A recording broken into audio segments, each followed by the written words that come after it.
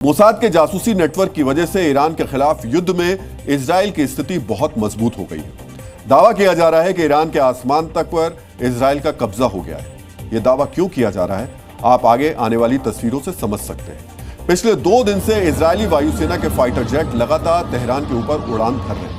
टकराव के पहले 3 दिनों के अंदर ही इजराइल ने ईरान के एयर डिफेंस सिस्टम तबाह कर दिए थे, जिसकी वजह से अब इजरायली वायुसेना को ज्यादा चुनौती का सामना नहीं करना पड़ रहा है। यानी ईरान का आसमान खामनेई के हाथों से निकल चुका है। इजरायली सैन्य कार्रवाई का असर तेहरान की सड़कों पर भी नजर आ रहा है। सोशल मीडिया पर तेहरान के ऐसे कई वीडियो वायरल हो रहे हैं जिनमें लोग शहर छोड़कर उन इलाकों की तरफ जा रहे हैं जहां इजराइल बमबारी नहीं कर रहा। तेहरान से निकलने वाले हर हाईवे पर जाम लगा है। जहां तक नजर जाती है वहां तक सिर्फ और सिर्फ गाड़ियों की कतारें नजर आ रही है।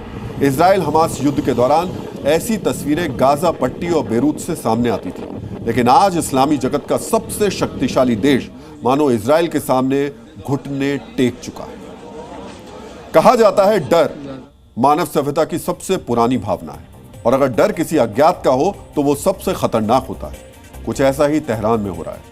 मोसाद के जासूसों ने 1 हफ्ते के अंदर ईरान में जो धमाके किए, उसके बाद तेहरान के लोगों और प्रशासन में दहशत फैल गई है।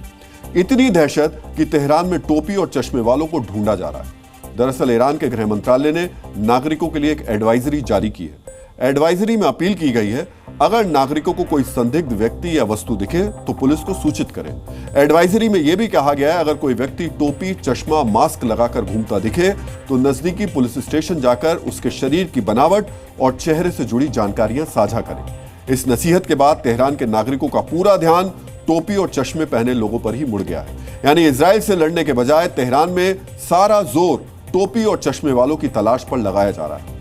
अब हम आपको ईरान में मोसाद के डर से जुड़ी एक और बड़ी खबर दिखाते हैं। ईरान में मौजूद मोसाद के जासूसों को पकड़ने का जिम्मा ईरानी फौज की स्पेशल यूनिट IRGC यानी इस्लामिक रिवॉल्यूशनरी गार्ड्स को दिया गया है।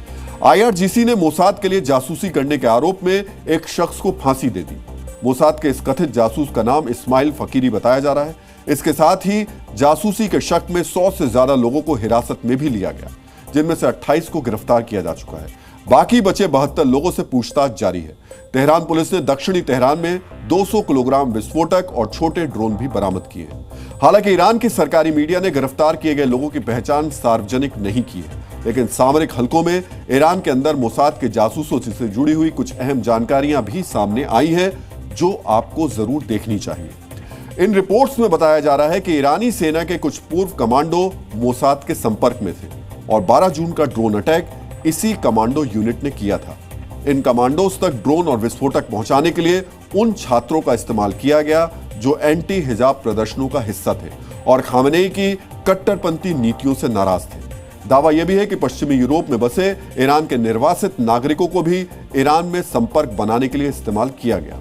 हो सकता है आने वाले दिनों में ईरान से जासूसों की गिरफ्तारी से जुड़े कुछ और दावे भी सामने आए, लेकिन यह साबित हो चुका है कि ईरान के अंदर मोसाद की जड़ें गहरी हैं और मोसाद को रोकने में ईरानी इंटेलिजेंस और फौज पूरी तरीके से नाकाम साबित हुई है।